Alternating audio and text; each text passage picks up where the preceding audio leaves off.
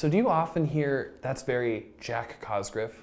Yes, I do get that a lot. I have a friend of mine who's an actor in some of my movies, but do you have Letterboxd? Yeah, I got a Letterboxd. Yeah, we're film people. But he's made a list of Cozgriffian.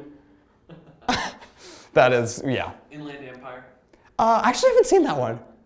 I bet you've seen Blue Velvet. Oh yeah, of course I've seen Blue Velvet. Scene 14, Apple Boy, take 2. Apple Boy with Apple. Hey there, Film World. This is Hunter Burns from Film Hound. So glad you're here with us today. Today we have a very special interview with a man named Jack Cozgriff. He's young, he's talented. You know him from the wonderful The Marlboro Man Died in the Apocalypse and from his new movie, Father, Why Have You Forsaken Me? You're gonna love it so much. It's a great tale of grief and despair and processing your life after losing someone you love. So Jack, we're so glad you're here with us today. Jack, say hello. Hello, well, my name is Jack Cozgriff. I'm the writer, director, a bunch of other things for my new film, Father, Why Have You Forsaken Me, which is a very personal movie that I've been making over the last few years. So has it been a few years that you've been making this movie? Tell me about that process. Yes, so I started writing the script when I was 15. You're 18 now. I'm 18 now. The movie, and we shot the movie when I was like 17, and then I didn't actually be able to fully release it until like now that I'm 18.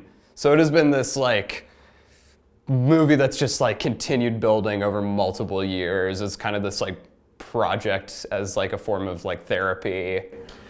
Why is it therapy? What's the relationship to that? So the movie started when I was 15, my dad passed away, and I was in just a sense of grief, and I wasn't quite sure how to process a lot of my emotions at the time. And that resulted in me deciding to process it through film, which is usually has been like an outlet that I use for to express my emotions for like ever. Whenever I've kind of gone through a struggle, I usually try to translate that through film. And I think why this one has taken so long is just by how deeply personal it is, and not only revolving around grief around my father's death, but also just my relationship with my father and family and like rebuilding. And I think I needed to rebuild as I was making the movie, and the film has helped me rebuild and kind of restart and move on. Your process of filming is all about surprising the audience. What is your writing process like? Do you surprise yourself? I guess process-wise is writing takes probably the longest time for me. And I would not call myself a very talented screenwriter. I kind of despise writing. And I get like a lot of people are like, "Oh, I'm really interested in the way you plot structure this," and I like have no idea what people are talking about. Really? So you haven't gone through like the hoops of a writing class before? I've never taken, actually, well, I guess I have taken a writing course once, but, and I had a drama teacher in middle school who would like teach me on like screenwriting things, and that's about my entire knowledge of screenwriting. But my process usually the thing is, the film is changing as production moves. So we'll do a shoot, and then I will go in, edit what we have, and then based on that accordingly, the film will kind of restructure itself. Really? So you spend most of the time in the editing? Yeah, editing is where I really think the writing is for me. That way. So there's parts of the movie that, the thing that's most fascinating about the film is the original draft versus what the movie, there's maybe 2 scenes from the original draft in the final cut. That really just 100%? Oh, 100% exactly the same. Yeah. So what would it be like? So I would take that draft and then scrap a bunch of things, completely rework it, and then be like, okay, based on what we just shot, what is actually working, and what do we need to change? And do you feel you find yourself more like on the Doug Liman kind of side, where you really find things where you go, I think that is a beautiful way to work if you have the stomach for it. Yeah, it's kind of a pain, but I feel like it ends up, for me at least artistically, that's just kind of how I've always done things, which can be kind of aggravating for teachers, but it's just, I think it's for me at least, to find the best way of working. Like, I don't know, an example is the scene in the movie where they're watching like an old Western film on a TV, was never in a script. That was because we had originally planned to shoot a scene that was supposed to be outdoors, and it was in the dead of winter, and they were supposed to be like father-son playing catch. You can't play catch in the middle of winter, so I just threw together a very loose concept and then just left my two actors and had them improvise. Well, it's all right. I like his hat. Wasps and people, but he might have known I don't trust him and decided to take first bite. So I think I watched this movie with my dad. You're pretty young. You're pretty young. What does a budget look for a Jack Cozgriff movie? Pretty non-existent. I imagine. Usually most of the budget is feeding crew. Usually before a project starts, whatever money I'm able to scrounge from doing like gig work or like weird jobs, I kind of like pull it together and be like, what new equipment do I need? So I think the only two purchases we really had for this movie was Atomos Ninja 5 monitor and an anamorphic lens, and that was it. And what kind of anamorphic lens did you use? So we used the Suri 35mm anamorphic MFT lens, which is a weird story on how I got it. So the lens wasn't going to be publicly released for another year. So how did you swing that? So how did I swing this? The wonderful thing of Indiegogo. So this company, every single time before a lens drops, you can pitch in for an Indiegogo campaign, get the lens a few months before it hits the actual market, and for $100 cheaper. Explain that again. So you went on Indiegogo. Yeah. Contributed to what kind of campaign? It was just, so each lens gets its own campaign. For what? For a bonus for the crew? Who made it? I don't quite understand how it works. I got the lens early and I got it for cheaper than I needed to. That's all you need. That's all I needed to know.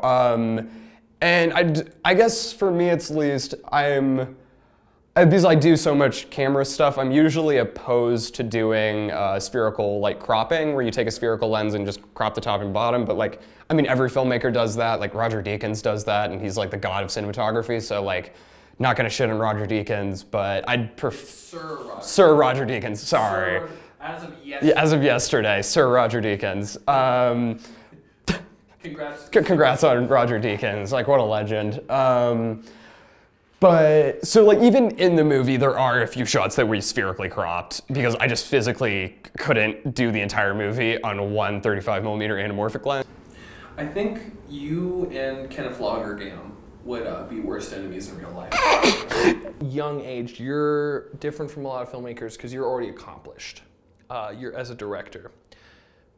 And I'd say in Denver, you're probably one of the people we want to most look out for. What is your process with actors?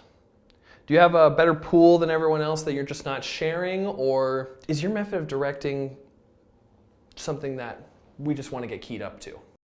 Actors, oh boy. So, I kind of notoriously hate actors. Hate actors? I hate them. I despise working with actors, and I'm really sorry. So I prefer to not work with actors. After only working with like friends of mine in middle school, and then you'd like work on like crew films with actual actors. And the thing that I always hate about a lot of, even though I think there's so many wonderful local actors, is it always feels like they're acting. And I wish that I could like just find the right people for like everything. That would make my life so much easier. But I think what I find the most natural performances in are people who are non-actors at all. So the main actor in the movie, Henry Fonthune, who's been my childhood friend since preschool, I have him in all my movies because I know him. He's like, if you watch any of my other movies, he's basically in every single one. Like he's in Marlboro Man like towards the end. So the reason why I like to work with him is he has no acting background outside of me being like, hey Henry, will you go act in this movie? And he doesn't like usually ham it up, which is what I feel like a lot of actors do. So I'm used to doing that, and I kind of like working non-professionally because a lot of the style that I end up using is very documentary-esque, where we're doing a lot of handheld, and it's just like, get as many angles as I can physically get and try to like only capture the naturalism of the scene. What was a contrast is the actor who plays the father in the movie is an actor. So your mother's boyfriend plays your dad in a movie. So in the movie I made about processing the grief of my father, the actor who plays the father in the movie is my mom's boyfriend. There's some layers to that, isn't there? There's a lot of layers. Very admirable. So what's that actor's name? His name's Sean Young. He mostly did theater in Chicago. Yeah, he's been here for a while, but it's mostly when he was younger. He did a lot of theater things. He was in, I'm gonna blank up the name. He did like a thing for like Angels in America, and I don't quite know his whole resume. I know he was an actor. If anyone's in Angels in America, you know that they're in it for the real deal. That's 8 hours. Yeah. That's 8 hours. And if you're doing 8 shows of Angels in America, your whole life is just acting. He actually he did auditions thing for CFS, so he's acted in a few CFS things. Oh man. Yeah. Well, I'll meet him eventually somewhere. Yeah. But that's fascinating. Let's go to something a little different here. I think you have a fascination with cowboys. Tell me about that. I do have a fascination with cowboys. Wow, yeah, that's really funny. A lot of people have like constantly noticed that as like the weirdest motif through like most of my movies is this weird love of cowboys and fascination. Yeah. Is that like an American culture thing? It's always cowboys. It's always cowboys. Yeah. And like Marlboro Man, kind of the 1950s gun shooter. Is that something from your childhood? I think it is something from my childhood. I guess like my background is like I grew up with a very conservative, like typical nuclear family. Like I had like a mom and dad, my sister and I. That was it. Really? And my dad grew up in Leadville, Colorado, so my family's all Leadville people. Yeah. I'm definitely kind of the black sheep of the family, but I still have this weird love of cowboys throughout all that, and I don't know, like I had a nickname as a child. I remember like my childhood nickname that I gave myself was Cowboy Jack, which is really funny. And I also I just have a weird love of Western movies. Like I could talk about like Sergio Leone, Clint Eastwood stuff for like hours. Have you watched John Wayne a lot? Yes, I have. What's your favorite John Wayne movie? Mm. I think this is where the intersection of you and I kind of like collide. Collide, yeah. I can talk all day about spaghetti westerns. Oh yeah, no, big spaghetti western fan. I guess favorite John Wayne. I mean, like The Searchers is an easy answer. That's the John Ford. That's perfect. Yeah, I mean, it's such a gorgeous movie. Other one would probably be Rio Bravo. Or Rio Bravo or Rio Grande. It's been a long time since I've seen There's it. a lot of John Wayne movies that are eerily similar. Yeah, they're kind of the same movie over and over again. Well, in his later career, he kind of had more fun. Yeah. Like it's the same goddamn movie. Mhm. It's like You do something different. Big Jake is way different than Red River. Oh, yeah. He's a bastard in Red River. He's a bastard in Big Jake, but he has a heart because he's going to save his grandson, and then he's going to shoot the guy. And, but he's also like, there's going to be a weird thing in the middle of the movie about peaches. Yeah. But so the movie that's playing in the film is actually a public domain John Wayne movie. Really? It's called The Angel and the Bad Man. To be completely fair, I never watched it. Really? It's an hour and 20 minutes, and I found it on archive.org, which is my weird... That must be a big resource for you. That is a massive resource. I live on archive.org. But I found it on there one day, and then I just was like, once we had to scrap that scene, I was just kind of fuck it. I just burned it onto a tape, and then we just watched it. Yeah, so you burned it onto a VHS tape. Yes. So do you often hear, that's very Jack Cozgriff?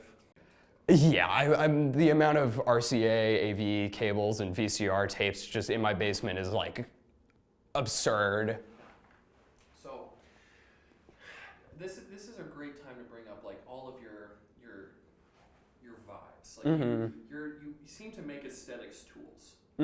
So how does that kind of process? Because do you look at something? I get excited every year when the public domain happens, and you like, oh yay, this new Hemingway story came out. That's all mine now. I can use that. When you can't use something that you want, you create it yourself. Like those Marvel ads. Yeah. Tell me, what's the process like for that? What makes where do you find these aesthetics?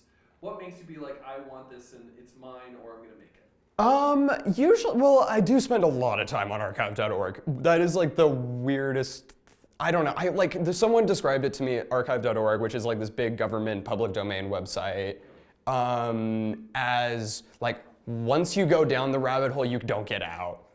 And I don't think I've gotten out of archive.org. I've found some of these strangest things on the internet on that website.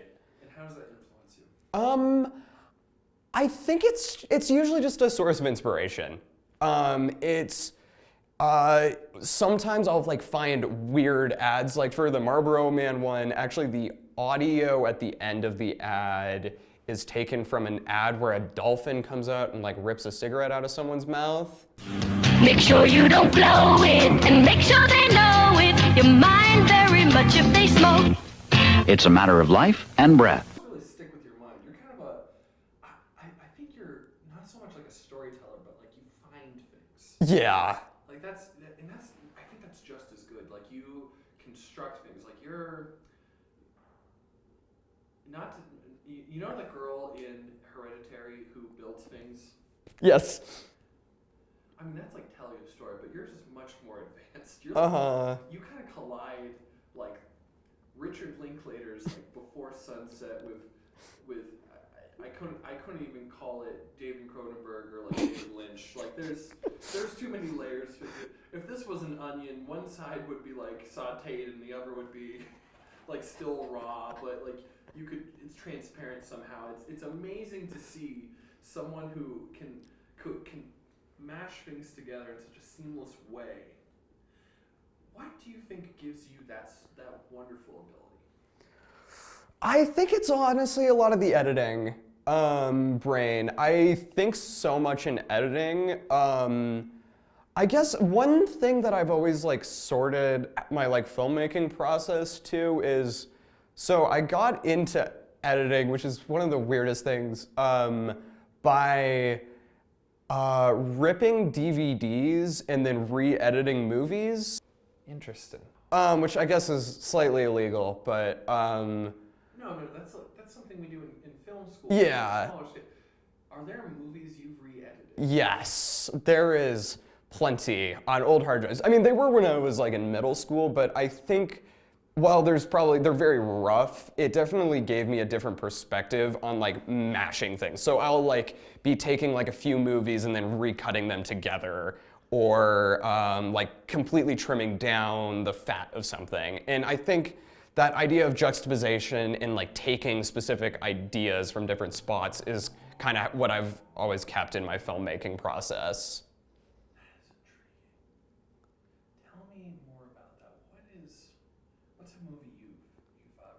The one that probably took the longest of my time was re-editing the Star Wars prequels and re-editing the Hobbit movies into like one concise thing. You see, that somehow makes sense to me because you're such a like a fantasy-driven person. Yeah. What are those edits like? What did you edit them to? They are slim. It is like so much, it's like, I think I'll watch something, I guess, for the Hobbit ones, it was just cutting out all this shit. Like, there's nothing, there's just like, I was a big Lord of the Rings fan and, as a kid, and I was like, you don't need this. So Jack, I think after watching Father, Why Have You Forsaken Me, really what we're all asking here is, what's your relationship to God like? Are you an atheist or are you a believing man? Yes, I am totally comfortable talking about that. I think one of the most interesting parts about this movie is what the different people have been able to take out of it. And so based on my own perspective, so the movie started with me being just in so much grief, and I was thinking about that in the concept of the meaning of the word father. Because not only was I trying to like process my own grief around my own father, but I was tackling some of kind of my religious beliefs and stuff, which have been very complicated over the years. But what I found so fascinating is kind of the double meaning of the word father as either referring to like your male paternal figure or God in a way. And they have this kind of like dual meaning to each other where God is kind of this ultimate father, at least how it is written. And I was interested in the blending of that idea in the text of the movie. Less of the movie was about like, for me at least, was about like, oh, God isn't real. Like, I don't think that's what the movie's about. And I think it is more about a crisis in faith in general. And it's told that through like religion. While the movie, I don't think necessarily is about religion in a way. It is it's about grief and processing your relationship with your father in a way, but it's telling it in a biblical style. So I grew up at good old St. Anne's Episcopal School. I went there from preschool through 8th grade. And so I've always, like, religion has just always been a part of my life. While I've currently don't believe in God, I really see so much of a benefit, and I understand and like saw myself when I did believe, I guess, in a way. And I find that so fascinating. And it's not, I feel like my religious ideology isn't based on like I hate God or whatever, but it's more just, I think I've moved on to a different point in my life, but I can still see really the value of religion and what it can really do. So I kind of took the movie, which is about a crisis of faith in your relationship with your parent, and tried to use that biblical metaphors around it. What is your relationship with grief? Do you see bad things as a judgment, or do you see something as something else? I don't know. It's open-ended. It's open-ended. So the ending wasn't supposed to be the ending. Okay, tell me about that. The original ending is actually like the protagonist and the lover character sitting on like a train track, and it just like, it sits and like you hear a train in the distance and it cuts to black. Very Jack Cozgriff. Very Jack Cozgriff. And I didn't end up shooting it. I like that better. Sorry, no, I try not to comment on art, but that would have been terrible. Yeah, no, it would have been and I'm so happy I didn't do that. And that was the original ending, and I'm very, very happy that was not what I ended up going with, because I think how the movie ends is a lot more open-ended. Because in a weird way, because the main character is quite literally like burning a crucifix and denouncing God, but in the same way he's still it's like, in my opinion, he is still in this sense of loss. He has still nowhere to go. And is that action completely futile? What I think is interesting about people your age, and this is coming from me, the big 24-year-old who pays taxes, is that a lot of people deal with this exact same question. In this age, everyone asks that question, like, what's my relationship to God and where am I going to go? And I think people are too afraid to ask it.